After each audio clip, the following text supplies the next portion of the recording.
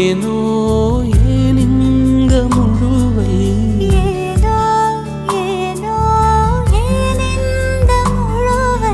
அசத்தனாம் என்மேல் ஆசக்தி கொண்ட அசத்துருவும் போல எவரும் இல்லை.